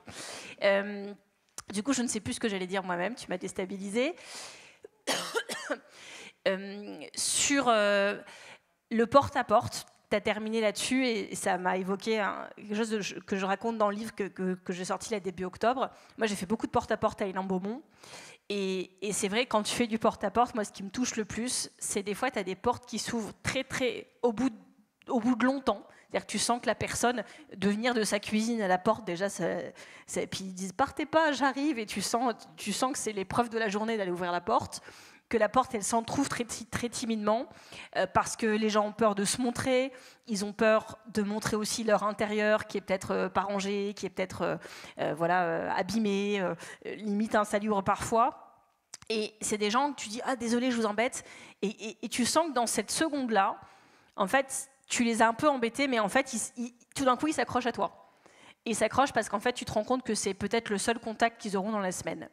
Et moi, ça m'arrivait tellement de fois dans les cités minières, dans les HLM, et les gens, alors après, c'est parti, ça dure 45 minutes, tu sais qu'en fait, ils voteront peut-être pas et tout, et derrière, t'as des militants pressés qui font, bah allez, là, on a encore les 3 étages à faire, et ils votent pas, et t'es là, oui, enfin, ils votent pas, en fait, il a ouvert la porte, et il est en train de me raconter plein de trucs, et moi, je ne sais pas dire, bon, ils votent pas, donc je dois rentabiliser mon porte-à-porte, et dans 10 minutes, je pars. Et j'ai vu, tellement de personnes où tu comprends qu'elles ont le sentiment, qui n'est pas juste un sentiment d'ailleurs, de ne compter plus pour personne. Et il y a un rapport des Petits Frères des Pauvres qui est sorti au début du mois, qui montre qu'il y a 750 000 personnes âgées dans ce pays qui sont en situation, et le mot est terrible, en situation de mort sociale. C'est-à-dire des personnes qui ne comptent plus pour personne, à part pour peut-être leur CCAS et la personne qui vient les aider à domicile. Et moi, j'ai vu trop de personnes, la tête baissée, les yeux baissés, qui ont plus de considération pour elles-mêmes. Et si la société n'a pas de considération pour toi, c'est dur d'en avoir pour toi-même aussi. Et puis, j'ai vu aussi en porte-à-porte, ça c'était en 2014, les porte-à-porte, c'est le moment où j'ai senti qu'on allait perdre la ville. Parce qu'il faut le dire quand même, en 2014, c'est une époque lointaine, parce que, accrochez-vous, vous allez être nostalgique. En 2014, le gouvernement était de gauche, l'Assemblée nationale était de gauche, le Sénat aussi d'ailleurs, ça a duré 2 ans et j'y travaillais à ce moment-là, donc j'ai connu ces 2 ans de Sénat de gauche, et là Guillaume Gontard est très jaloux. Et puis dans le Pas-de-Calais où j'habitais, la région était de gauche, le département était de gauche, ça il est toujours. La quasi-intégralité, sauf au Touquet, des députés étaient de gauche. Aujourd'hui, il n'y en a plus qu'une. Alors, elle n'est pas de gauche, c'est Agnès Pannier-Runacher, mais par rapport aux fachos, elle est très, très à gauche. Et voilà, et c'était un moment, tout était à gauche. Ma ville était à gauche, l'agglo était à gauche, tout était à gauche partout, chez moi, dans le bassin minier du Pas-de-Calais. Et on faisait du porte-à-porte. Alors, il se trouve que notre maire ex-socialiste, je dis ex-socialiste parce qu'il a été mis dehors du PS assez rapidement, mais il était en prison avec 18 chefs d'inculpation. Donc bon, il y avait un problème quand même dans la ville de confiance en la politique, etc. Et surtout, on faisait du porte-à-porte et les veuves de mineurs, elles nous claquaient la porte au visage, pour certaines, en disant « c'est la première fois de ma vie que je paye des impôts grâce au gouvernement de gauche ». C'était la demi-part des veuves, c'était Marisol Touraine, la ministre, son collaborateur s'appelait Gabriel Attal. Moi, je travaillais au Sénat, j'avais vu passer ces mesures, je me rappelle avoir entendu la ministre dire « mais qu'est-ce que c'est que 150 € par an ?» Bon, il se trouve que moi, j'habite en face de la Poste à Hénin et que je vois les gens qui vont retirer à l'intérieur parce qu'au distributeur automatique, c'est 20 € ou 10 € et que parfois, cette somme-là, ils ne l'ont pas sur leur compte et qu'ils ont besoin d'argent quand même. Et du coup, je me disais, et je me rendais compte, c'était valable pour Marisol Touraine, c'était valable pour Gabriel Attal, c'était des personnes qui n'étaient jamais sorties en fait, de 3 arrondissements de Paris. Entre l'hôpital où ils étaient nés, la maternelle, la primaire, le collège, la prépa, voilà, et le travail, puisque le ministère où il bossait était aussi dans ces arrondissements. Et quand elle m'avait dit, mais c'est quoi 150 € par an, je m'étais dit, mais je ne savais même pas quoi répondre, en fait. J'étais restée... j'étais séchée. Et c'est vrai que voilà, quand les gens, tu dis t'es de gauche, ils disent c'est la gauche partout. Et moi, là, je vais payer des impôts alors que les veuves de mineurs, leur mari, et je ne fais pas un dessin, mais il est quand même mort... parce que la France a envoyé les gens au charbon littéralement et que le seul truc qui leur restait, c'était des avantages sociaux. Et les mineurs, ils partaient au moment où ils mouraient en disant au fond, ma femme, mes enfants, ils seront ayant droit des mines et il leur restera ça, quoi. C'est ça leur héritage, leur seul héritage. Donc je pense que la gauche, oui, elle a une immense responsabilité. Et moi, je ne suis pas là pour pleurer sur le passé. Ce qui est fait est fait. Mais enfin, quand j'en entends parfois certains dire le RN, c'est horrible, les macronistes, là, et tout mettre sur le dos du RN et des macronistes, mais enfin, nous sommes pour beaucoup dans cette salle des militants et des responsables politiques. Et donc ça veut dire que la principale chose qu'on a à faire, plutôt que se plaindre, c'est plutôt de faire mieux, d'être meilleur qu'eux. Et je ne suis pas sûre que nous le soyons tout le temps. Et ça, je suis assez d'accord avec ce que tu dis, Manon, sur le fait qu'il faut savoir se remettre en question, se reconnaître là où on a merdé, l'analyser très très lucidement, sinon on ne peut pas être meilleur. Voilà. Et donc, pour terminer sur des notes positives et enthousiasmantes, parce que je suis aussi d'accord, le mot résignation a été prononcé plusieurs fois. Moi, le truc qui me menace, qui m'angoisse le plus, c'est la résignation générale. C'est ce moment où tout le monde aurait baissé les bras, et du coup, après, on fait quoi et je sens que ce moment, il approche. Je le vois tout le temps. Je vois une fatigue collective. J'avais trouvé un jour dans une librairie un livre qui m'intéressait. J'ouvre et la première phrase, c'est « Nous sommes de plus en plus nombreux à être fatigués d'être fatigués ». J'avais lu cette phrase, ça m'avait mis un coup, j'avais refermé le livre, je m'étais partie, comme si la phrase allait me poursuivre et m'atteindre. Il y a un truc vraiment tripal de qui va tenir. Et moi, j'ai la chance, c'est une chance inouïe, à la place où je suis, de tous les jours, c'est le cas aujourd'hui, mais c'était le cas hier, ce sera le cas la semaine prochaine, de rencontrer tout le temps celles et ceux par qui ce pays continue à tenir. En fait, ce pays, c'est en train de se déliter de partout, mais il y a des gens qui ont décidé de tenir le truc, un par là, et de faire en sorte que ça ne s'effondre pas. Et donc, c'est des fonctionnaires, c'est des militants, c'est des syndicalistes, c'est des bénévoles dans les assos, les restos du cœur, c'est des éducateurs sportifs. Enfin, il y a plein de pays dans ce pays qui ont décidé que leur poste, c'était ça. Alors, ils ont bien conscience de ne pas tenir tous les bouts, mais chacun est à son poste, quoi. Et moi, j'ai un prisme déformant de positivité, parce que je les rencontre tous les jours, et je me dis, à chaque fois, ça me rassure, parce que à Hénin-Beaumont, c'est sûr que c'est ardos, et donc quand je sors et je vais sur les territoires, et je vois le mec qui fait la map, et celle qui a créé un bar associatif, et je vois partout des gens qui ont décidé qu'en fait, ça allait fonctionner, et je leur fais une grande confiance, parce que ceux qui sont là en ce moment, je pense qu'ils seront à peu près toujours là. S'ils sont là maintenant, là, vu comme c'est dur, c'est qu'ils seront... encore là après. D'ailleurs, ils préparent l'après, si on gagne et aussi si on perd. C'est-à-dire que les gens ont bien anticipé que la bascule était possible. Et donc, pour être positive, moi, je me dis que chez les écologistes, je parle de ce que je connais, on commence à avoir les bons réflexes. Ces universités des ruralités écologistes, se dire, on a des militants dans les ruralités, c'est des territoires d'adversité, chacun se sent peut-être un peu seul sur son territoire, et en fait on ne va pas vous laisser tomber, on va faire des réunions ensemble, on va faire des groupes de travail ensemble, le moment physique il est hyper important, là une fois par an, mais après être en lien toute l'année, pouvoir continuer à échanger, jamais laisser un copain en difficulté. Moi j'ai bénéficié de ça, à Hénin-Beaumont, sans les Verts, j'aurais tenu 15 jours. Mais j'avais tout le temps quelqu'un qui m'appelait après le conseil municipal, des gens très inquiets, souvent disant comment ça va, on a regardé sur Facebook comment ça va, et donc avoir la capacité à apprendre à en rire. Moi je me rappelle un jour j'ai fait une réunion, j'avais créé un groupe chez les Verts, Militer dans l'adversité, où on réunissait que des gens élus dans des villes d'angoisse et on apprenait à en rire. Chacun devait raconter sa pire anecdote de conseil municipal, un peu comme le site Vie de merde. Et les gens disaient, moi il m'est arrivé ça, et tout le monde... En fait, c'était tellement grotesque, ça n'avait aucun sens, et donc les gens finissaient par en rire. Et une fois que tu as commencé à en rire, tu mets déjà un peu à distance. Et tu retournes au conseil municipal suivant en disant, oh la pauvre, là, dans telle ville, elle a vécu un truc encore pire. Donc je pense qu'on a besoin de ce truc-là, et nous, on a besoin de tenir. Donc ça va jouer au mental. Normalement, celui des écolos est fort, mais on n'est pas insubmersible, et donc c'est important aussi de se dire ça. Et je nous recommande collectivement d'avoir confiance que ce qui se passe va être très dur, que ce pays il est extrêmement abîmé et qu'on doit convoquer en nous ce que l'écologie fait de meilleur, c'est-à-dire l'attention à l'autre, l'écologie à la base de la base de la base. Oui, l'écologie c'est social et tout ça, mais à la base de la base, l'écologie c'est la science des interdépendances, c'est-à-dire c'est la science des relations entre le vivant et le vivant, des écosystèmes. Et ça, on l'a au fond de nous, en fait. C'est-à-dire que nous, on ne peut pas être écolo et indifférent à l'autre. L'écologie, c'est la science des relations. Et qu'on parle souvent d'effondrement, de tout ce qui ne va pas. Et on a raison de le faire, parce que tout ça est vrai et que plus grand monde n'en parle. Mais il faut aussi qu'on chérisse le fait que l'écologie, c'est l'infini des relations, l'infini des solutions.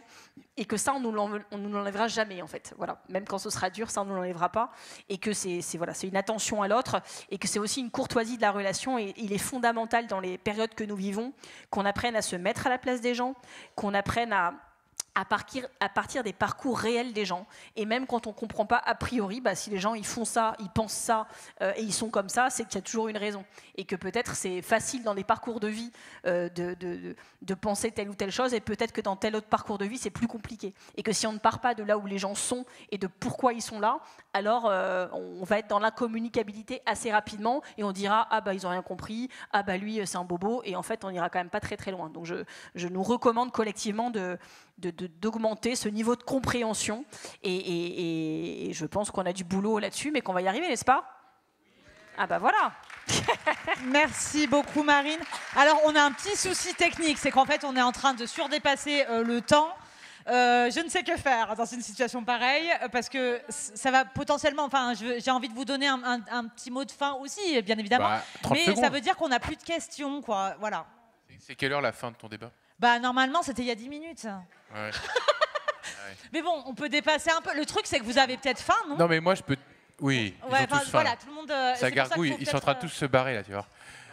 Non, partez pas tout de suite, on finit rapidement.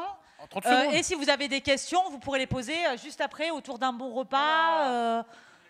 Et autour de Johnny Hallyday, bien évidemment. Ça vous va comme ça? Ouais. Bon. Non mais en 10 secondes, parce que, je veux dire, je vais pas... Non mais 20 secondes, allez. Je vais pas redire tout ce qu'a dit Marine, parce que moi j'ai tendance à dire que le socialisme c'est aussi une science des interdépendances. Donc je pense qu'il y a beaucoup de proximité finalement. Voilà. Mais voilà, en intégrant l'interdépendance au milieu de toute façon et indépendance humaine. Bon. Sur les porte-à-porte, on a les mêmes expériences. Moi, ce qui me frappe le plus, c'est que là où les gens sont les plus seuls, c'est là où ils sont les plus violents aussi à l'égard de la classe politique. Et donc, l'épidémie de solitude, c'est aussi, nous, notre rôle de voir comment on remet du lien entre les gens. Et on considère aussi que ce qui fait que l'extrême droite progresse, c'est que les gens aussi sont isolés. Ils n'ont plus le même rapport au travail, ils n'ont plus le même rapport au collectif, ils n'ont plus le même rapport à la société. C'est-à-dire que, ils considèrent qu'ils sont méprisés. Voilà, ils sont méprisés par la société, par ceux qui dirigent. Je ne vais pas revenir sur tout ce qu'on a dit depuis tout à l'heure. Donc maintenant, la question qui était posée dans le débat, c'est de savoir est-ce que les municipales sont le bon débouché face à cette épidémie de solitude? On a envie de dire oui. Pourquoi? Parce qu'en fait, la solitude, c'est d'abord une solitude matérielle, une solitude du quotidien, une solitude du concret. Donc en fait, le CCAS, c'est pas simplement un sigle, c'est des gens qui viennent. Malgré tout, c'est déjà le dernier lien. Et donc les communes où il n'y a plus de CCAS, c'est des communes où c'est parfois des services privés d'aide à domicile qui sont encore plus loin, plus déterritorialisés. Donc voilà, il y a des conséquences très concrètes quand une ville n'a plus les moyens de tenir son CCAS, parce que ça coûte très cher et de plus en plus cher aussi. Il y a plein de communes même de gauche qui doivent fermer leur CCAS, et en particulier quand elles sont de taille intermédiaire, les petits bourgs ruraux, etc. Donc voilà, les CCAS, voilà aussi tout le lien, il passe par ce que peut faire une commune, les espaces intergénérationnels, ce que peut faire une commune sur les espaces publics aussi. Donc voilà, on crée du lien. Et toute l'animation aussi. Et d'ailleurs, le RN sait très bien faire ça, à Hénin-Beaumont ou ailleurs. Ils font ça, ils redonnent de la dignité aux gens, ils créent des manifestations populaires que certains pourraient qualifier de beauf, quoi. Enfin voilà, on en parlait tout à l'heure, mais en même temps, les gens viennent et ils disent c'est pas cette espèce. Et encore une fois, moi je suis pour la culture noble, mais c'est pas on va dire c'est plus la culture. Il y a tout le sujet autour du théâtre à Hénin-Beaumont, il y a plus de théâtre, mais voilà, c'était vu comme un repère de cultureux. Et en fait, les cultureux, c'est pas les gens de la culture populaire, de gauchistes, voilà. Mais en fait, il peut y avoir une culture populaire de gauche, et c'est ça aussi qu'il faut réussir à défendre dans la ruralité. maintenant, dans la ruralité et partout. Maintenant, dire que les municipales sont le jour où la gauche va se redresser demain, je l'espère. On sait très bien que dans les grandes villes, on a des potentialités énormes. On sait aussi qu'en ruralité, c'est compliqué. Et notamment, je le sais parce que j'ai lu longtemps, j'étais président du Bureau national des adhésions du Parti socialiste, mais c'est pareil pour tous les grands partis politiques. Il y a une déprise du militantisme en milieu rural. Et même les adhérents socialistes qui existent encore en milieu rural ont de plus en plus de difficultés à s'afficher comme tels. Parce que, évidemment, la commune, c'est, tu comprends, moi, sur ma liste, j'ai des gens de droite, etc. Donc, en fait, on va se cacher, on va essayer de faire des politiques de gauche, mais sans trop le dire. Voilà. Et donc, en fait, il faut retrouver aussi cette fierté à faire des politiques de gauche, même dans les petites communes. C'est possible, on peut faire des choses différentes, ça peut s'assumer. Mais ça suppose aussi que les partis politiques au sens large, et en particulier les partis de gauche, ne soient plus vécus comme répulsifs et méprisants à l'égard des catégories populaires et de celles qui vivent en milieu rural. Donc voilà, nous, notre enjeu, il est là, il est de travailler, quand je dis notre enjeu collectivement ici, sur l'image et le discours du coup des partis politiques, parce que c'est aussi comme ça que nos copains qui se battent en milieu rural pourront aussi eux-mêmes avoir leur propre fierté de militer dans ces espaces qui ne sont pas les espaces, il faut le dire, les plus faciles aujourd'hui. Voilà, donc les municipales, c'est le début de la reconquête, et puis la suite, ça sera la présidentielle, évidemment.